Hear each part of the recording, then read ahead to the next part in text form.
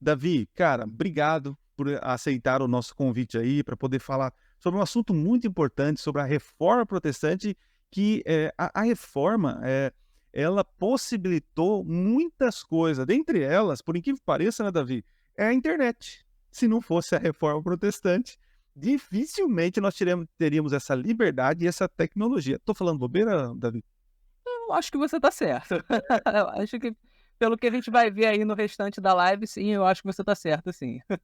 Muito bem, Davi, vamos começar aqui fazendo uma passão, uma base para a gente chegar ao ponto, né? A contribuição adventista, né? Vamos falar da reforma protestante. Parece que é um assunto batido, mas infelizmente nós estamos tá perdendo. Eu não sei se você percebe isso dentro da igreja, no meu mundo adventista, a reforma parece que ela é só tocada em alguns assuntos, em alguns momentos do ano, né? Parece que está se perdendo. Então vamos tentar resgatar aqui. Davi, por que foi necessário, o que levou a reforma protestante, cara? O que foi que estava acontecendo? Reforma do quê? Para quê? Como entender esse assunto, brother? Vamos lá então. Hã, você tinha, né, antes da reforma protestante, uma igreja romana, né, que ela havia se romanizado, né. Como é que isso aconteceu? Você tinha, no início da história cristã, né, várias igrejas em várias cidades, em várias regiões, né. Então você tinha a igreja da Galácia, você tinha a igreja de Colossos, você tinha as igrejas da Ásia, você tinha as igrejas de várias regiões. E tinha a igreja de Roma, né.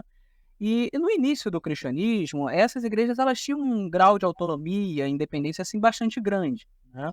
Então, embora todas elas estivessem unidas, assim, por alguns pontos doutrinários, bem básicos, né, cada uma tinha suas tradições, os seus costumes, e às vezes até algumas tensões entre elas, né. Até no próprio Novo Testamento você encontra algumas dessas tensões que os apóstolos tentam dirimir, né. Com a morte dos apóstolos, o que que acontece? Você tem a morte dos apóstolos, você tem também a destruição de Jerusalém. Então, algumas cidades elas passam a ser mais proeminentes que as outras, em relação à igreja que tinha naquela cidade, né. Então a igreja passa a ser mais importante, entre elas a igreja de Roma, a igreja da cidade de Roma, justamente porque era a igreja da capital do império, né. O Império Romano era um império gigante, né, muito grande, né. E você tinha aí a igreja naquela capital, então ela era vista como assim, poxa, a igreja é super importante, né. Então ela começou a tomar maior proeminência do que as outras. Ainda assim, você tinha um cristianismo, assim, bem, vou usar aqui a expressão multifacetado, né. Não era uma coisa centralizada, né. Você tinha os bispos de cada igreja, às vezes esses bispos eles até, tretavam entre si, né. Você tem uma história muito interessante no segundo século, que é do bispo de Roma, o Victor, que ele tentou, por exemplo, impor uma data de Páscoa, para as igrejas da Ásia, que era uma data diferente. As igrejas da Ásia costumavam a comemorar a Páscoa no dia 14 do mês de Nissan, que é a mesma data que os judeus comemoram até hoje, que é a data bíblica, né. E, no entanto, a igreja de Roma e algumas outras igrejas que seguiam o costume de Roma, já comemoravam no domingo a Páscoa, né. E aí o bispo Vitor falou assim: "Não, eu vou excomungar todo mundo que não comemora a Páscoa no domingo". E ele tentou fazer isso.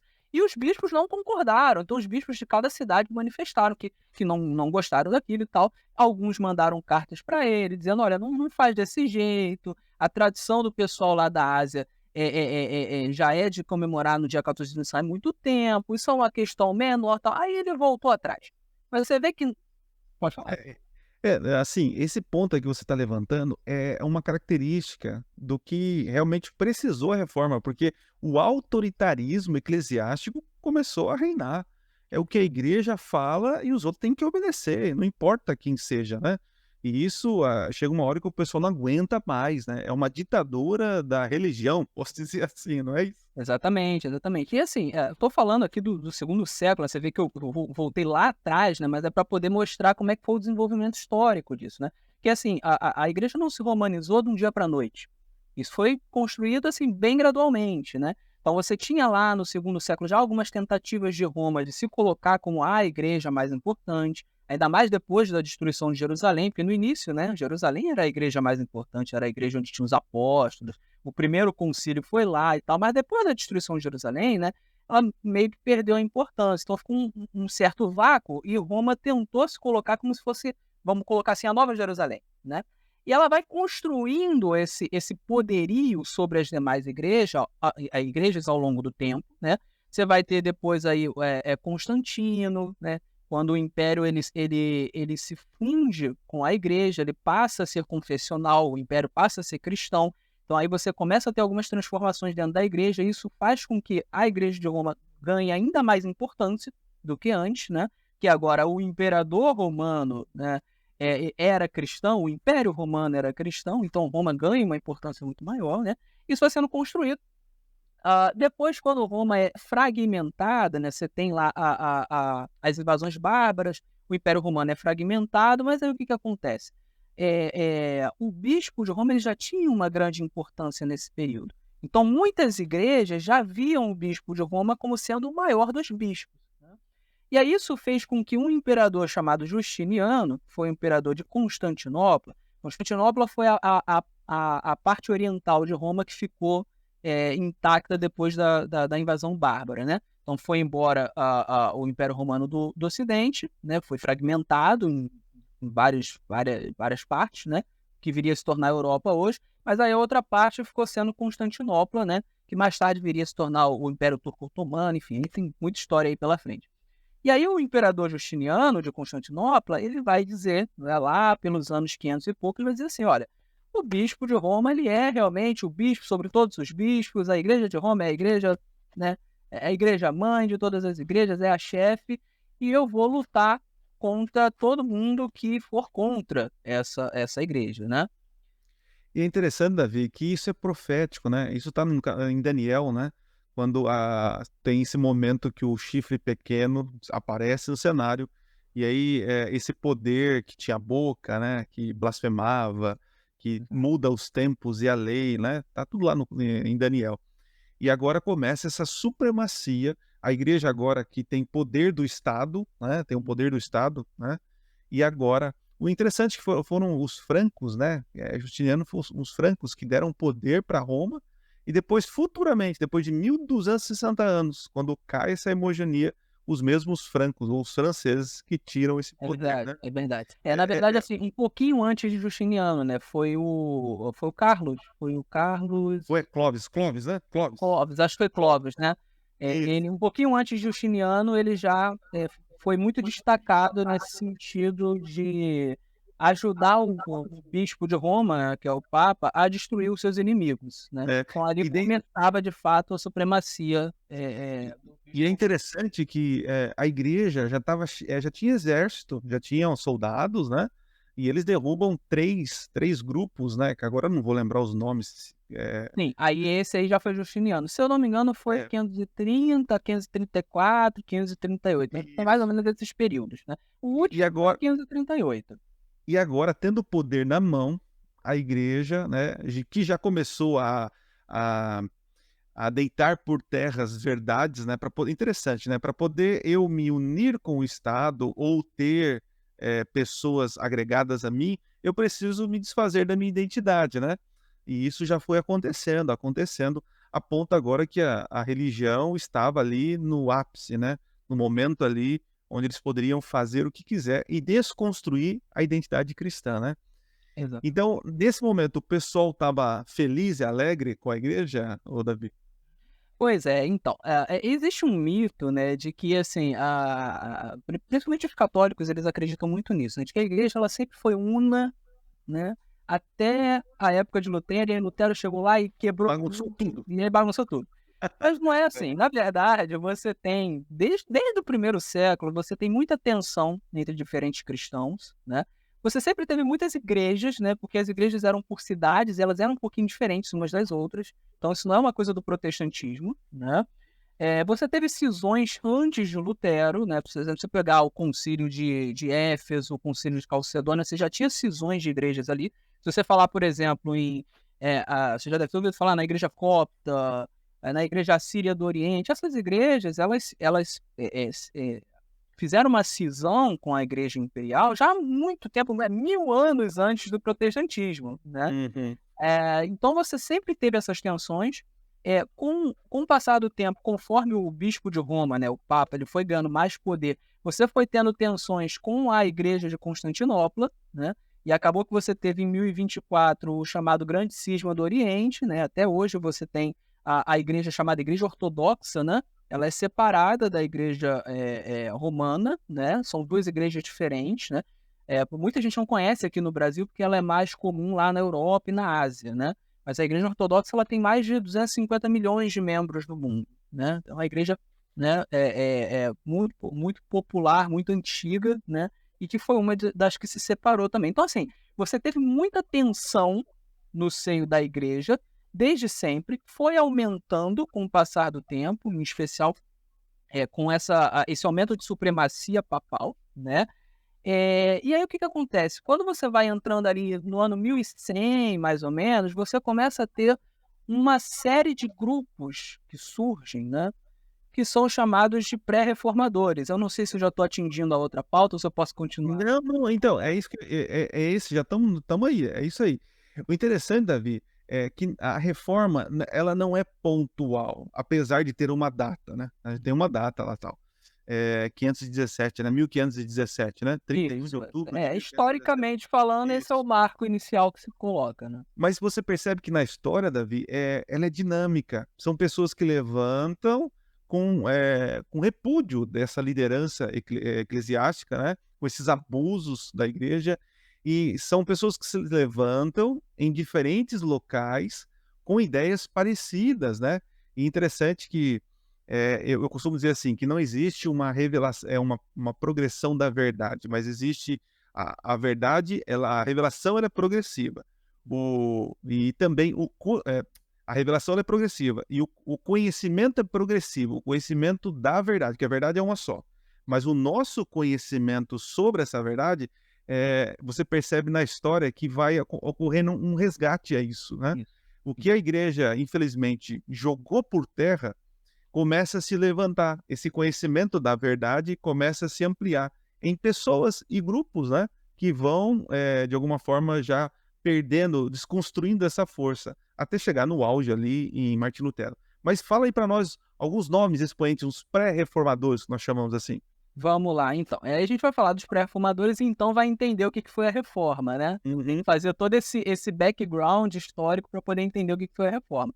Então você começa ali mais ou menos no ano 1100, por aí, você começa a ter alguns grupos que surgem, né? Então, por exemplo, tinha um homem chamado Pedro Valdo, daí vão surgir os valdenses, era um Uhum. grupo que pregava muitas das coisas que Lutero iria pregar 400 anos depois, né? A ideia de que a Bíblia precisava ser lida pelo povo, porque naquele momento não era assim que acontecia, né? A Bíblia ela não era lida pelo povo, ela era lida praticamente só pelo clero ou pelas pessoas muito ricas, né? Eles vão defender uma certas coisas, eles vão atacar a vida luxuosa que muitos sacerdotes viviam, então eles vão clamar por reformas, né? E aí depois deles vai surgir, por exemplo, o John Wycliffe, né, que é um homem que também, esse surge na Inglaterra. O Pedro Valdo era, se eu não me engano, da França. O John Wycliffe ele vai surgir na Inglaterra, né? E mesma coisa, ele era um clérigo, ele começa a pregar contra a vida luxuosa de muitos sacerdotes, contra muita corrupção que existia e contra muitas práticas que ele Hum. achava errada. E ele vai valorizar a Bíblia. Todos esses homens valorizavam muito a Bíblia, né? Um pouquinho depois, já no ano 1400 e pouco, você vai ter o Jan Hus, que surge na Boêmia, né? E a mesma coisa, né? Mais uma vez, é uma pessoa que sai do clero e clama por reformas. O Jan Hus, inclusive, vai ser queimado na fogueira, né? E é legal, só falar um pouquinho do ganso, né? Hans significa ganso, né? Sim. Ele fala assim na sua morte, né? Vocês estão assando, né? Vão matar um ganso, mas daqui 100 anos vai se levantar um cisne e vocês não vão poder fazer isso. E era uma profecia que ele lançou e se cumpre em Martinho Lutero. Fantástico, né? Voltando aqui para o Wycliffe, né? Ele faz algo extraordinário. Que para nós hoje, né, Davi, a gente tem acesso aí à Bíblia no celular, em vários lugares. Mas o povo não tinha acesso à Bíblia. a igreja foi tão inteligente, né, nesse sentido, né, posso dizer que é inteligente, de tirar o manual da mão das pessoas. Então, se não tem as regras, não tem a orientação, ela ficou agora com tudo isso na mão, né? Era a detentora de toda a interpretação, todo o viés de arte, cultura, passava pela igreja, né? A ponto que as pessoas falam assim, não, mas não é desse jeito. Como pode vocês falarem de santidade, de Deus, e olha o que vocês estão fazendo, né? Então, o Wycliffe, quando ele traduz, né, para o vernáculo comum ali, a língua comum, o vernáculo, né, conhecido, o inglês, isso foi considerado heresia, eram os lollardos, né, os lollardos. Então, quem fizesse parte do grupinho de Wycliffe, ou Wycliffe, eles eram hereges.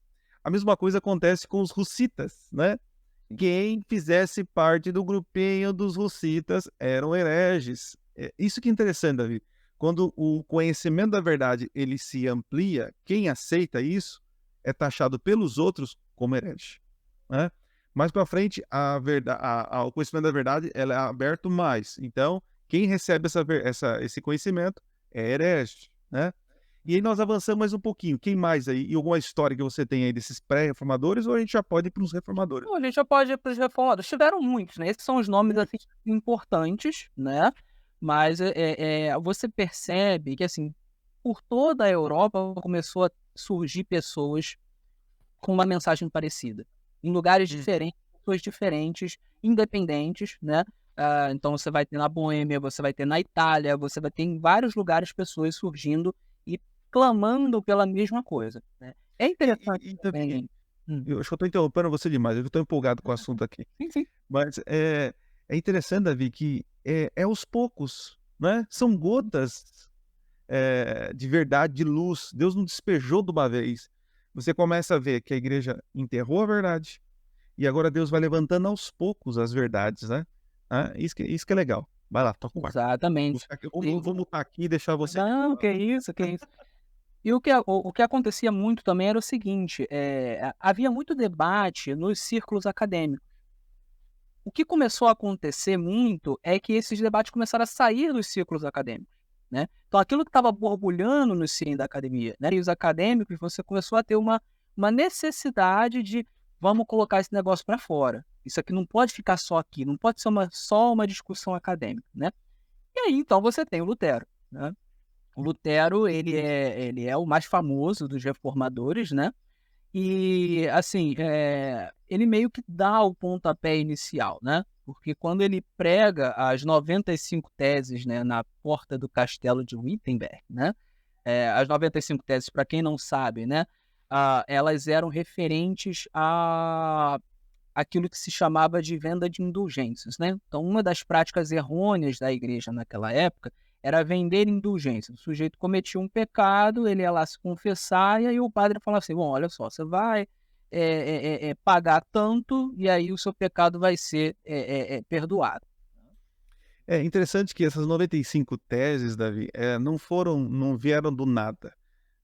Lutero já tinha alguma influência dos pré-reformadores, né? Isso que é legal.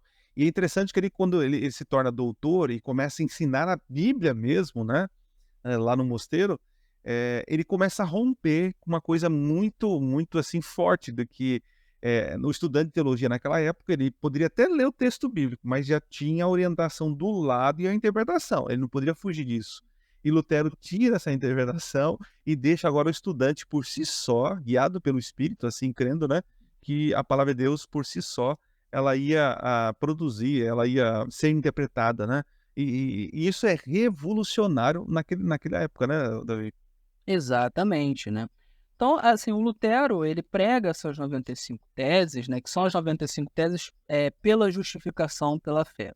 Por quê? Porque ele começa a olhar para a Bíblia e ele vê lá em vários momentos Paulo falando, olha, a gente não é salvo pelas obras, a gente não é salvo por mérito, a gente é salvo pela fé. E aí ele olha o pessoal vendendo indulgências e ele fala assim, tem alguma coisa errada, né?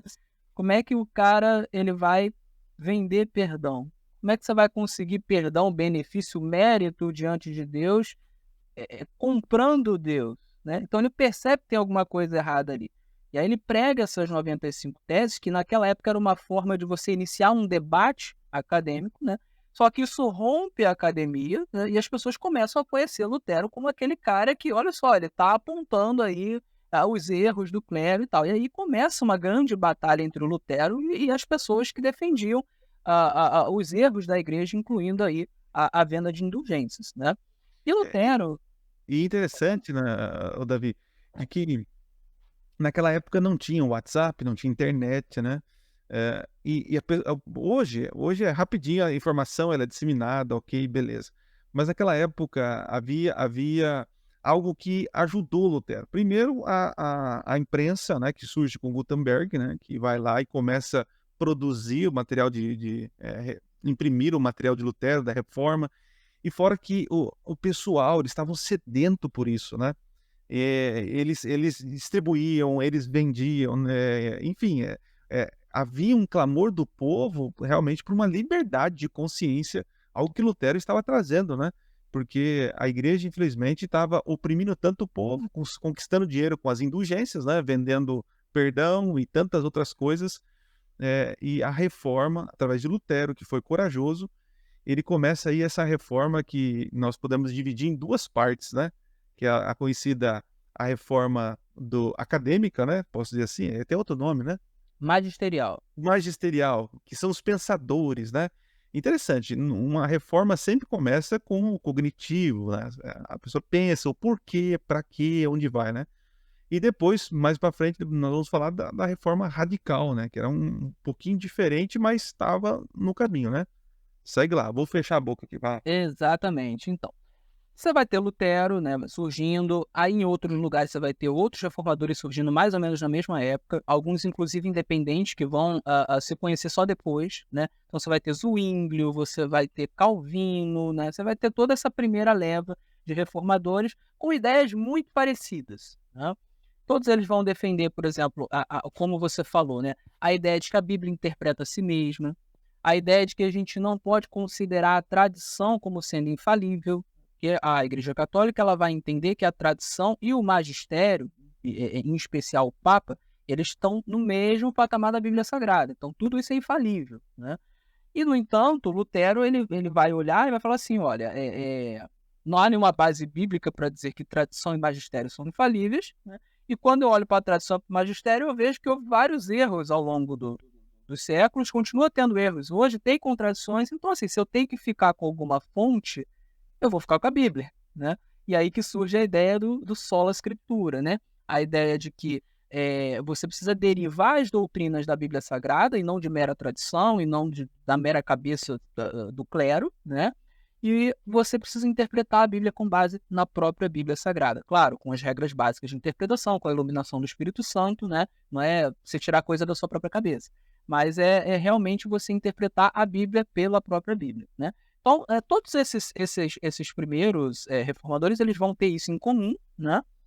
Mas aí o que acontece? Tem essa primeira leva, mas aí começa a surgir uma segunda onda de protestantes.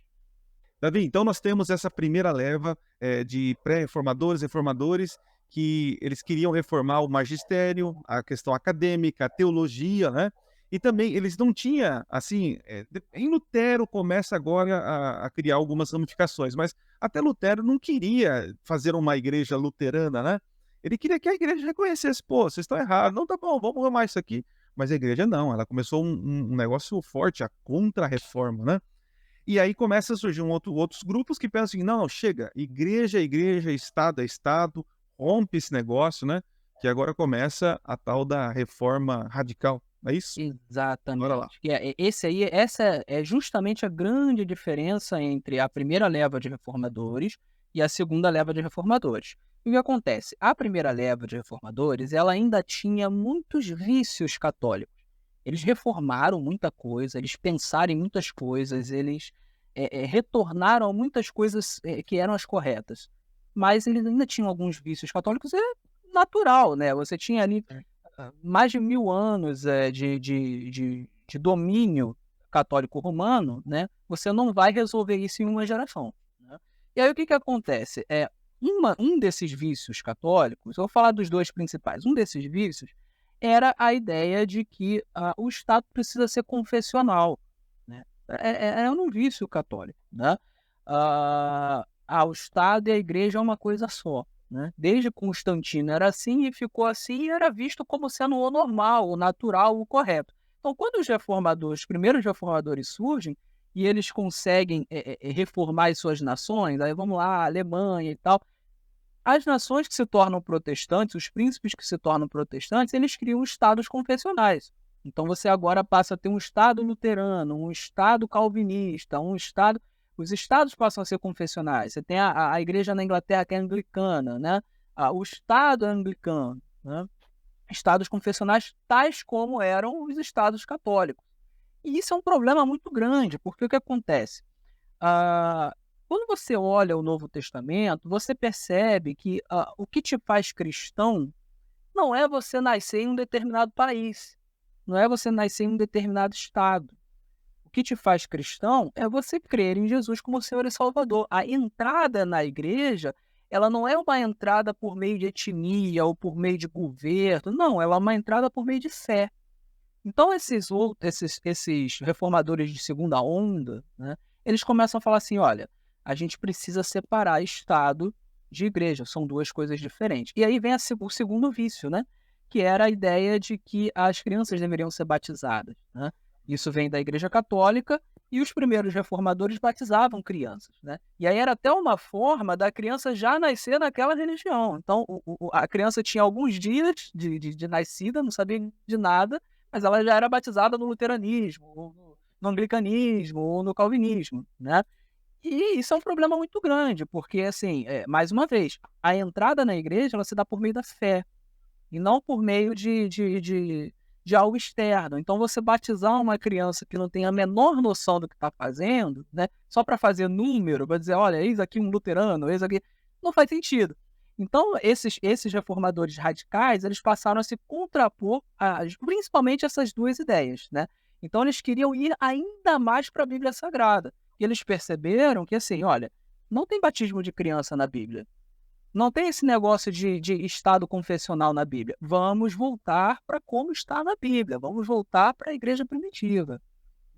É interessante que esses radicais, essa palavrinha é muito chata hoje, né? Falou em radical, fala em extremo, né?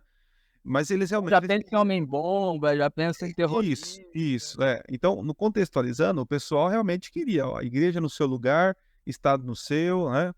E esse negócio de batizar criança, de alguma forma, era para realmente já deixar o seu rebanho já protegido, né? Para ninguém sair, né?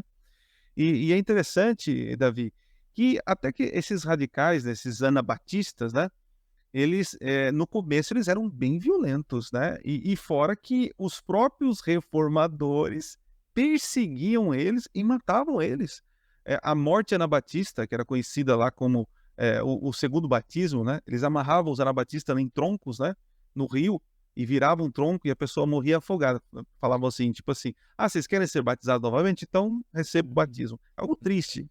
E aí, só que aí tem um expoente aí, né, um cidadão aí que fala assim: "Gente, os anabatistas, os grupos, né, anabatistas, a teologia de vocês estão certa, mas a forma como vocês estão fazendo não é assim, né". É o tal do Menos Simmons. Menno Simons, é esse Não sei se camarada é aí. Simmons ou se é Simons, mas é esse. E ele coloca ordem no negócio, fala assim: "Gente, calma aí, vamos tranquilizar, tal". Aí começa a apaziguar, organizar os grupos, né, e surgem, vários, grupos, dentre eles nós temos até os batistas, se eu não estou enganado, surge com essa mentalidade pacífica, teológica, tal. É mais ou menos nessa direção, né, Davi? É, porque na verdade, o que que acontece? A história ela é sempre muito complexa, né? Os primeiros grupos de reformadores radicais que surgiram, na verdade, eram vários grupos diferentes, né? E aí, só que como eles tinham algumas ideias em comum, como essa de batizar adultos e não batizar crianças, né? Então, todo mundo começou a chamá-los de anabatistas, né? Anabatista significa aquele que nega o batismo ou que rebatiza, né? Que nega o batismo infantil, no caso, né? Então, eles começaram a ser chamados de anabatistas. Era uma forma pejorativa de chamar. São os anabatistas, né? Essas são os rebatizadores, ou são aqueles que negam o batismo, né, infantil, né? Só que eram vários grupos diferentes. Então, é até meio complicado você chamar todos aqueles grupos de anabatistas. Com o Menno Simons, a coisa realmente começa a tomar uma forma. Então você passa a ter ali diferenciado pelo menos uns 3 grupos diferentes de anabatistas, né. E o grupo que a gente considera, assim, como realmente bíblico e herdeiro da reforma, é o grupo anabatista bíblico, né. Você tem outros grupos que são um pouquinho diferentes, tem os anabatistas racionalistas, tem os anabatistas, enfim, tem nomes diferentes, né, e grupos diferentes. Mas os chamados anabatistas bíblicos, que é esse pessoal aí do Menno Simons ou Menno Simons, né, é o pessoal que começa, por exemplo, a pregar o pacifismo, né. Aí acha assim: "Ó, nada de ficar pegando em arma, essas coisas não, a gente vai fazer tudo de maneira pacífica e tal". Então aí começa o anabatismo que realmente, transforma a igreja protestante. Esse anabatismo realmente transforma a igreja protestante. O Davi, então, nós estamos aí já em 1600, já chegamos aí com o Menno Simons, ou Menno Simons aí. É, Eh, Calvino também ali, ele começa a deixar a sua marca, né, a teologia sistemática de Calvino, as institutas, a soteriologia é muito estudada nessa época, questão de predestinação, e Jacó Armínio também aparece na parada, e tantos outros, e enfim, começa esse cisma dentro da igreja mesmo. E interessante que os burgueses, né, as pessoas de posses, começaram a abraçar o protestantismo, porque eram por questões econômicas, né. Falando: "Espera, se a igreja cai, para mim é melhor, para os negócios, para mim vai ser melhor", né. Então veja, a reforma protestante, ela realmente ela atacou os erros da igreja, na questão eclesiástica e na questão econômica, na questão das artes. Foi realmente uma reforma mesmo, né. E nós estamos avançando. E vocês que estão assistindo estão percebendo que são flashes de luz que vão se levantando e pessoas vão entendendo e vão para a Bíblia. E quanto mais para a Bíblia, mais conhecimento dessa verdade. Isso vai se ampliando. Depois nós temos grandes homens que aparecem, grandes revivadores, né? Temos também John Wesley, que contribuiu demais com o exatamente. metodismo, né? John Wesley, que, enfim, ele sistematizou, ele organizou a igreja em pequenos grupos, enfim, o cara fantástico, a contribuição dele. Mas, Davi, eram homens imperfeitos, pecadores, né, que tinha as suas dificuldades, tal, e também algumas coisas que interessante, Davi. Por exemplo, um ele tinha uma luz, um faixa de luz da verdade, ele abraçava aquilo lá e ficava com aquilo, e não avançava. Não sei se você percebeu isso. Uhum. Por exemplo, sei lá, vamos ver, por exemplo, Lutero. Lutero abraça a salvação pela graça, mas não quer saber das outras coisas. Parece que ele fica naquele mundinho dele e não avança. Aí surge Só um parênteses, né, ele, se apegou tanto a essa salvação pela graça mediante a fé, que ele chegou até a cogitar a hipótese de tirar Tiago da o a epístola de Tiago da Bíblia, né, porque achava que ela não era cristocêntrica o suficiente, ela não era justificação pela fé o suficiente, né. Então não é que a justificação pela fé seja algo, que não se deva valorizar bastante, se deve. Só que tem uma coisa que o George Knight, que é um teólogo adventista que eu gosto muito, ele fala, que é o seguinte: a teologia, ela é uma árvore com vários galhos. Se você ficar olhando muito para um galho só, você perde a noção da árvore como um todo, né. todo. Então ele costuma dizer assim, quando eu vejo certas discussões no cristianismo, o que que eu gosto de fazer? Eu gosto de dar 2 passos para trás, para poder olhar a árvore como um todo. E às vezes o pessoal está focando só num galho. E é isso que acontece em maior ou menor grau com todo mundo, né. Você vai pegar os calvinistas, eles focam muito na soberania de Deus. É correto. Só que aí eles focam tanto nisso que eles vão acabar, às vezes, deixando o amor de Deus de lado. Aí você vai ter outro que vai focar demais no amor de Deus e vai esquecer a soberania. E por aí vai, né. Então Uhum. só para colocar esse parênteses, né. Então, e avançando, então lembra que nós começamos aí com a igreja tendo poder na mão, derrubou a verdade, o pessoal se revolta, começa a questionar, levantar. Lutero, corajoso, vai lá, coloca as 95 teses, aquilo dissemina para todo mundo começa a falar. O pessoal de posses econômicos também viu isso uma vantagem, uma oportunidade de derrubar o poder. Nós estamos também caminhando aí para a questão da releitura dos livros de Aristóteles, Sócrates, e enfim, começa-se a questionar certas coisas e surge aí o que nós chamamos de iluminismo, né? a Revolução Francesa, enfim, chega um momento que cumpre-se o que Apocalipse diz, que houve uma ferida mortal nesse poder, né? E em 1798, a igreja realmente perde todo o poder político que ela tinha, a ponto do Papa ser preso e morreu lá na prisão, né? Só que aí, interessante, nesse momento, Davi, nós começamos a vislumbrar o tempo do fim. E agora novos fachos de luz da verdade, elas vão começar a surgir, né? Porque a reforma, ela, como nós falamos, não foi pontual, ela é dinâmica, ela começou, ela foi de forma gradual, né? E agora nós chegamos, Davi, no movimento adventista, que é a nossa parte final agora da live, tá? Sim.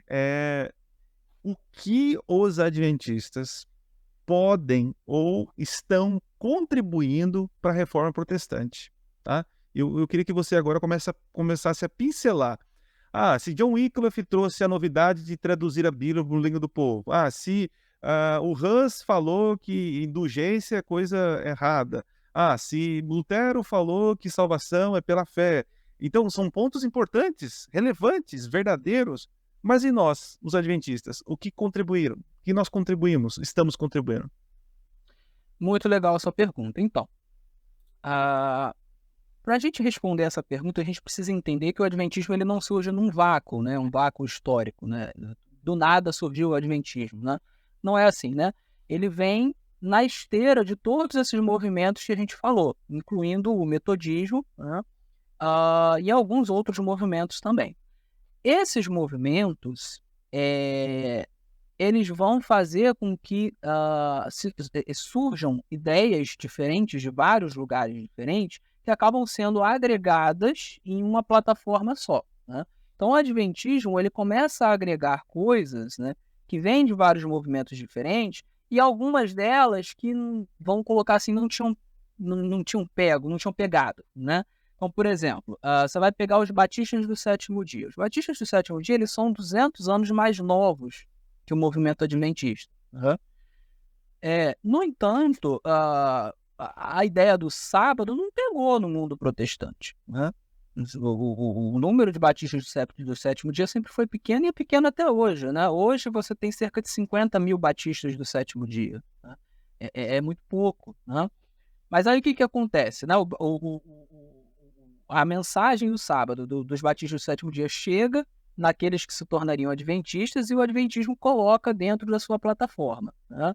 Aí você vai pegar a mensagem da mortalidade da alma. Né? Essa mensagem ela já existia, já tinham pessoas individualmente que já criam nessa mensagem, mas também era uma mensagem que não tinha alcançado a igreja como um todo. Então, o adventismo também, pessoas né, que formariam o adventismo entram em contato com essa doutrina e também colocam na sua plataforma, né? Aí você vai pegar a questão da saúde, né? Você já tinha algumas pessoas despontando para essa ideia de reformar a saúde. O próprio John Wesley, né, ele tinha uma mentalidade de que nós precisamos cuidar da nossa saúde, de cortar os vícios, de cortar o fumo, de cortar a bebida, né? Então tinha alguns homens que já estavam despertando para isso. Mas também era algo que não pegou na igreja como um todo.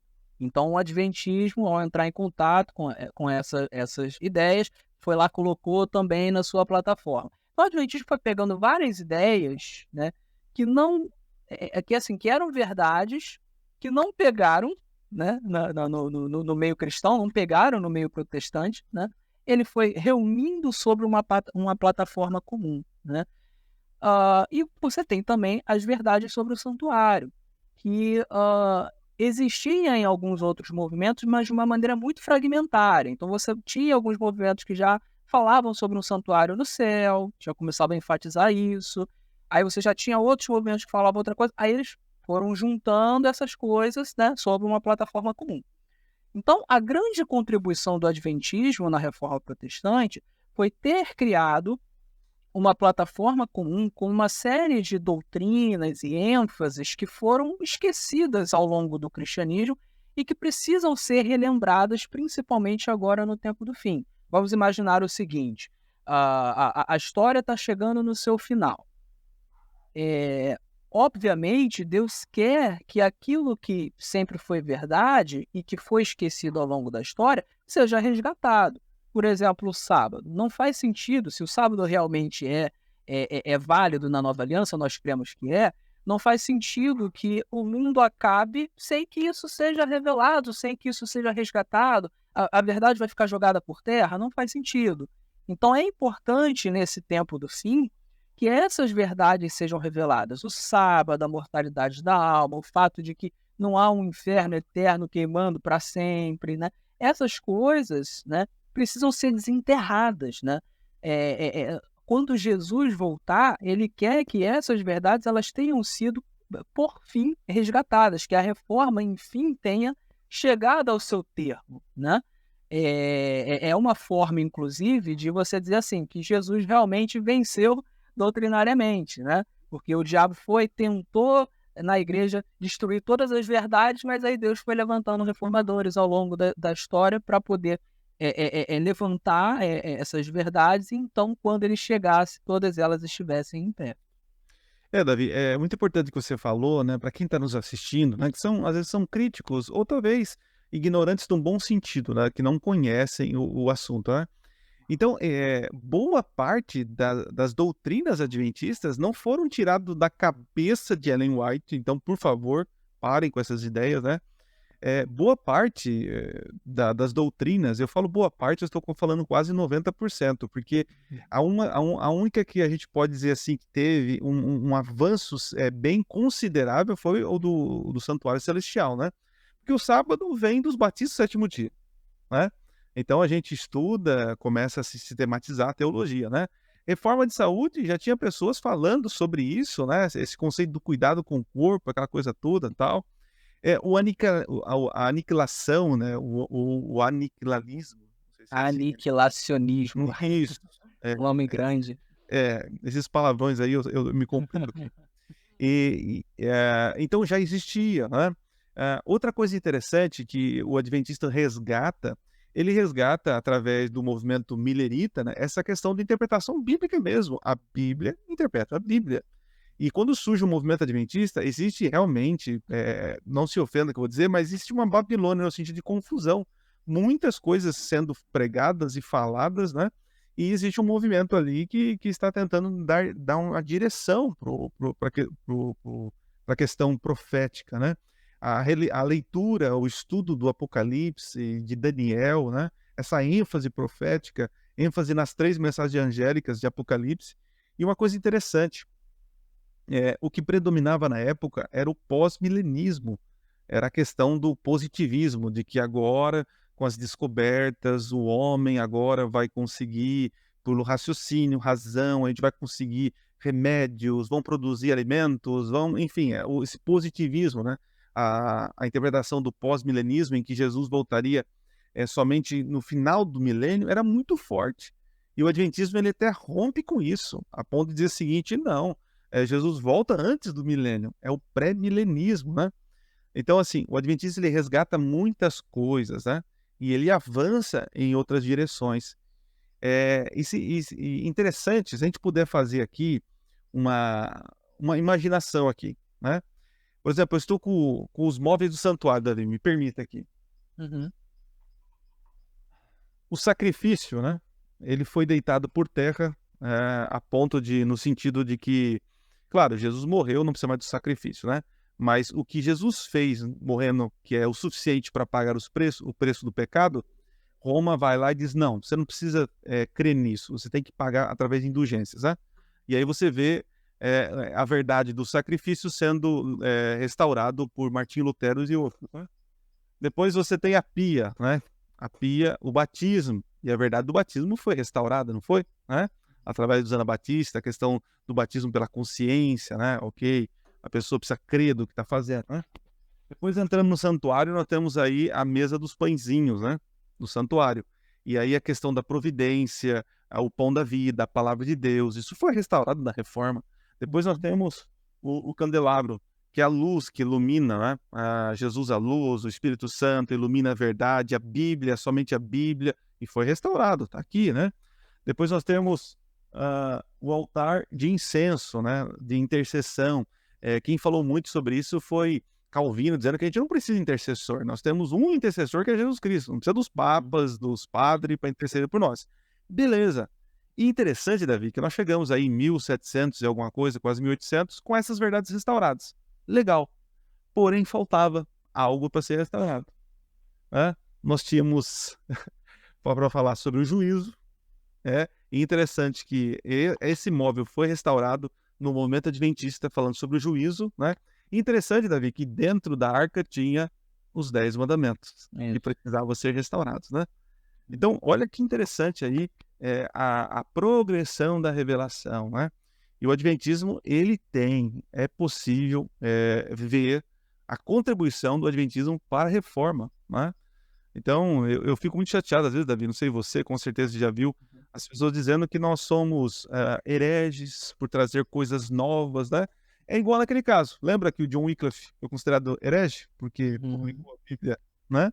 E outros que Exatamente. foram considerados hereges, nós também, porque a gente traz algo que choca as pessoas, mas que tem base bíblica. Você vê assim também, Davi? Eu vejo assim, e eu vejo o seguinte, o Adriano, é, todos os movimentos que a gente viu, eles tiveram a sua contribuição, né?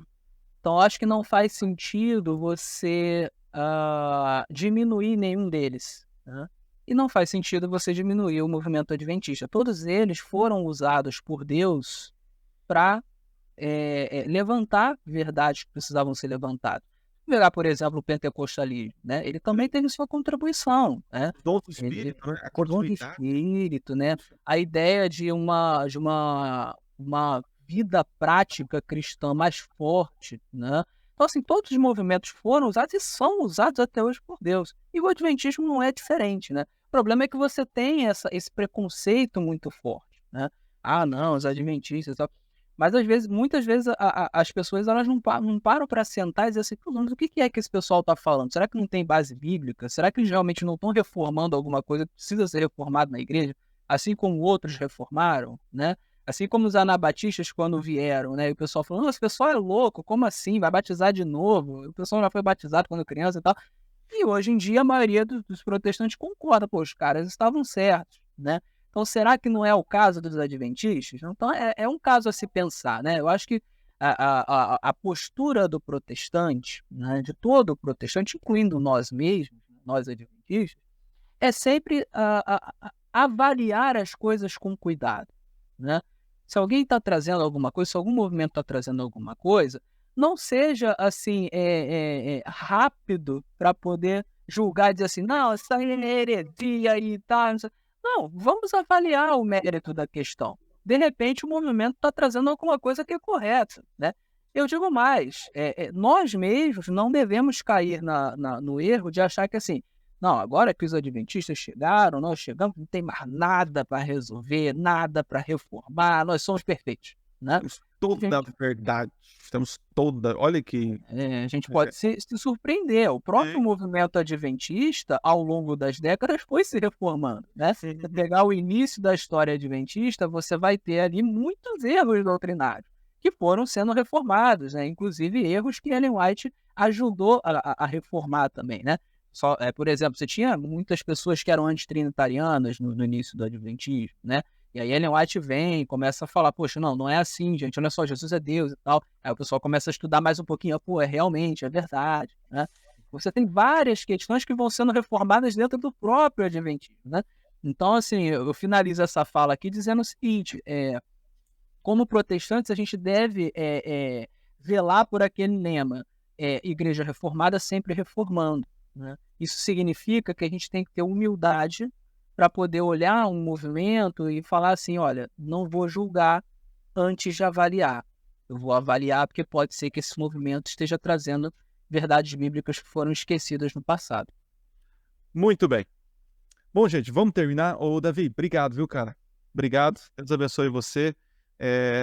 Eu fico assim muito feliz porque você tem sido muito ativo nas redes sociais aí, trazendo conteúdo, né? Todos nós estamos aqui para aprender, aprender com o diferente, né? E o grupo do Reação Adventista tem contribuído aí para quebrar certos paradigmas e preconceitos que muitos têm sobre os adventistas, né? Sim. E eu também tenho tentado aqui no canal tentar trazer esse diálogo, né? Esse diálogo.